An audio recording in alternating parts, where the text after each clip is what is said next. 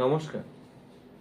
ESR erythrocyte sedimentation rate, যেটাকে আমরা বলি ইএসআর।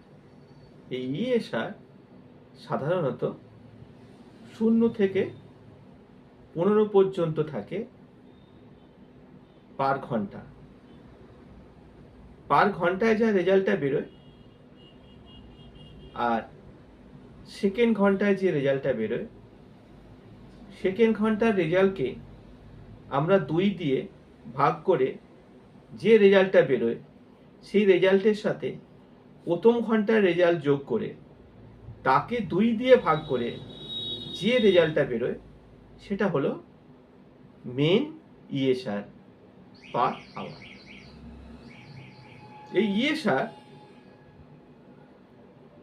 করার মূল উদ্দেশ্য হলো এই ইএসআর থেকে আমরা যেটা জানতে পারি যে পেশেন্টের কতটা প্রদাহ হচ্ছে,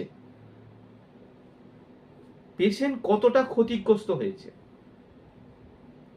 যতটা ক্ষতিগ্রস্ত হয়েছে ততটা রেজাল্ট কিন্তু বাড়ে।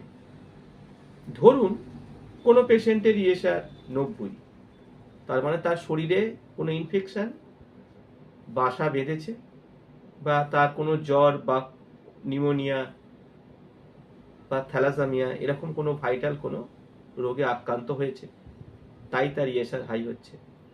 আবার দেখা গেল 100-র ওপর, তখন টিউবারকুলোসিস অথবা ক্যান্সার ইত্যাদি ধরনের হতে পারে। ESR is not diagnosis, ESR is prognosis. ESR high হলেই যে সবসময় খারাপ জিনিস সেটা নয়, কেন মেয়েদের পিরিয়ডের সময় দেখা যায় সাধারণত ইএসআর হাই থাকে। অর্থাৎ ইএসআর হাই হলেই যে সেটা খুব খারাপ নির্দেশ করে তা নয়, সেই জন্য লক্ষ্য দিতে হয়। নমস্কার।